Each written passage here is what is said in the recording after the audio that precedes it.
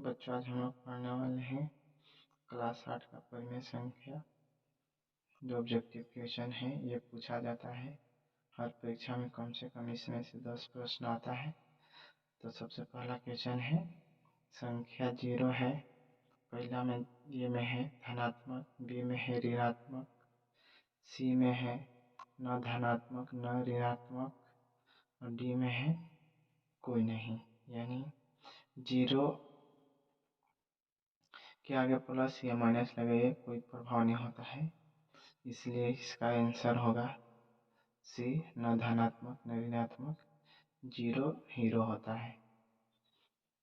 आराम से उसको में कोई माइनस या प्लस कोई प्रभाव नहीं करता है। दूसरा है कि सबसे छोटी प्राकृत संख्या है, तो प्राकृत संख्या 1 से स्टार्ट होती है, तो प्लस में, वो माइनस में नहीं प्लस में। तो इसमें सबसे छोटी संख्या प्राकृत तो प्लस से स्टार्ट होती है, तो हमारा ऑप्शन हो जाएगा ए। तीसरा नंबर प्रश्न है कि सबसे छोटी पूर्ण संख्या, तो जो पूर्ण संख्या होती है वो 0 से स्टार्ट होती है, तो इसमें हमारा आंसर जो होगा सी होगा। चौथा नंबर प्रश्न है प्राकृत संख्या 1 का पूर्ववर्ती। तो बच्चों अभी हम बताए हैं कि प्राकृत संख्या 1 से स्टार्ट होती है, तो प्राकृत संख्या 1 से स्टार्ट ही होती है, तो उससे पूर्ववर्ती नहीं होगा। एक का पूर्ववर्ती नहीं होता है प्राकृत संख्या 1 का, इसलिए इसमें से आंसर होगा डी, इनमें से कोई नहीं। पांचवा प्रश्न है पूर्ण संख्या 1 का पूर्ववर्ती। तो जानते हैं कि पूर्ण संख्या 0 से स्टार्ट होती है, इसलिए पूर्ण संख्या 1 का पूर्ववर्ती 0 होगा। 6 नंबर क्वेश्चन यानी छठा है कि 117 गुने 0 बराबर का होगा। तो हम जानते हैं कि 0 से कितने भी बड़ी से बड़ी संख्या में गुना किया जाता है तो 0 प्राप्त होता है। तो ऑप्शन ए में दिया है 1, बी में 117, सी में 0, डी में है परिभाषित नहीं। परिभाषित का मतलब नहीं है, मतलब होता है परिभाषित नहीं का मतलब कि इसका बनाया नहीं जा सकता है, तो बनाया जा सकता है। इसको 0 से कितने भी बड़ी से संख्या में गुना किया जाता है तो 0 आता है, इसलिए इसका आंसर सी होगा। 8वां नंबर प्रश्न है कि 8 भागे 0 क्या होगा। तो 8 भागे 0 जब हम कोई भी 0 से भाग देते हैं संख्या में तो उसका अपरिभाषित होता है, यानी इंडिफिनिट होता है। इंडिफिनिट ऐसे लिखा जाता है, लेकिन इसमें नहीं दिया है ऑप्शन में, तो कोई बात नहीं। अब है कि 0 भागे 7, तो जब कोई भी संख्या से हम 0 में भाग देते हैं तो 0 प्राप्त होती है, इसका ऑप्शन नंबर सी हो जाएगा। और हम लोग पढ़ने वाले हैं और 9 नंबर क्वेश्चन है। 9 नंबर क्वेश्चन है कि 625 गुने 1 बराबर क्या होगा। तो कोई भी संख्या से हम अगर 1 से गुना करेंगे तो उतना ही आएगा जितना से गुना करेंगे, और 0 से अगर कोई में गुना करेंगे तो 0 कर देता है। तो यहाँ 1 है, तो 625 गुने 1 करेंगे तो 625 से आएगा। कितना भी बड़ी संख्या से अगर 1 से गुना करेंगे तो उतनी आएगा जितना बड़ी संख्या होगा, तो 625 होगा। और 10 नंबर क्वेश्चन है इनमें से कौन सा योज दशमलव है, यानी कि उसको जोड़ेंगे चाहे घटाएंगे वही आएगा। तो अभी हम लोग आगे पढ़े थे सबसे पहली बात 0, कि 0 में न जोड़िए चाहे घटाइए उससे कोई मतलब नहीं है, इसलिए इसका आंसर हो जाएगा बी। और 11 नंबर प्रश्न है इनमें से कौन सा गुणात्मक दशमलव है, मतलब कि उसको गुना करने पर उतना ही आएगा। तो एक के कितनों बार गुना कीजिएगा तो एक ही आता है। और है 12 नंबर सबसे छोटी अभाज्य संख्या। जो अभाज्य संख्या होती है 1 और स्वयं के अलावा किसी अन्य पहाड़ा से नहीं कटता है, यानी 2 जो है कोई के पहाड़ा में नहीं आता है, तो इसका आंसर हमारा हो जाएगा 2।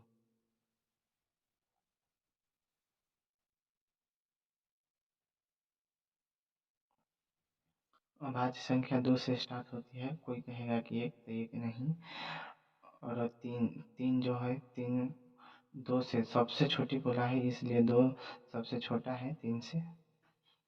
13 नंबर प्रश्न है कि सबसे छोटी अभाज्य संख्या है। सबसे छोटी भाज्य संख्या यानी कि सबसे छोटी भाज्य संख्या क्या कहते हैं? जो 2 1 और स्वयं के अलावा किसी दूसरे पहाड़ में कट जाता है। तो 2 1 के अलावा और 2 के पहाड़ के अलावा कोई में नहीं आता है। ये जो 4 है, 4 2 के पहाड़ में भी आता है, 4 के पहाड़ में भी आता है, 1 के पहाड़ में आता है।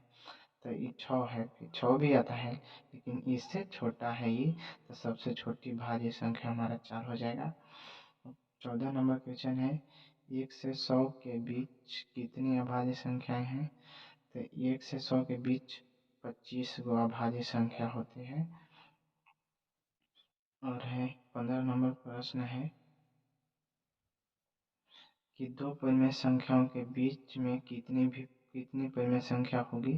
तो कोई भी दो परिमेय संख्या के बीच में हम अनंत परिमेय संख्या निकाल सकते हैं। तो ऑप्शन दिया है 1, बी में 10, सी में 100, डी में अनंत यानी अपरिमित।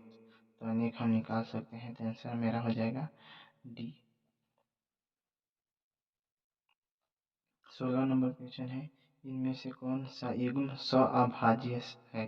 तो सअभाज्य किसे कहते हैं? जिनके दो वैसे दो संख्याएं जिनके बीच के एचसीएफ 1 आए उसे सअभाज्य संख्या कहते हैं। तो 12 और 4 इन लोग के बीच में एचसीएफ 4 आएगा, इस भी नहीं होगा। 5 और 20 इसका एचसीएफ भी नहीं होगा, इसका एचसीएफ कुछ और अलग आ जाएगा, 5 आ जाएगा। इसका एचसीएफ 1 आएगा, ये है 14 और 13।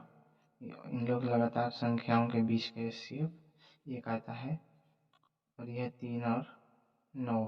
तो ये में से मेरा आंसर ये हो जाएगा। और 17 नंबर क्वेश्चन है, कौन सा युग्म अभाज्य युग्म है? मतलब कि कौन सा अभाज्य जोड़ा है इसमें युग्म? तो 15 और 17 अभाज्य। अब ध्यान भी देना है कि अभाज्य होना चाहिए। 15 देखिए, 15 है जो 3 के पढ़ा में भी आता है, 5 के भी पढ़ा में आता है, स्वयं के पढ़ा में भी आता है, 1 के पढ़ा में आता है। तो ये अभाज्य नहीं है, यानी ये नहीं होगा। 17 में देखते हैं, तो 17 कोई के पढ़ा में नहीं आता है, 19 भी कोई के पढ़ा में नहीं आता है। अगला देख लेते हैं, 23 कोई के पढ़ा में नहीं आता है, लेकिन 25 5 के पढ़ा में भी आता है, 1 के पढ़ा में भी आता है, और 25 के भी पढ़ा में आता है। तो ये भी नहीं होगा।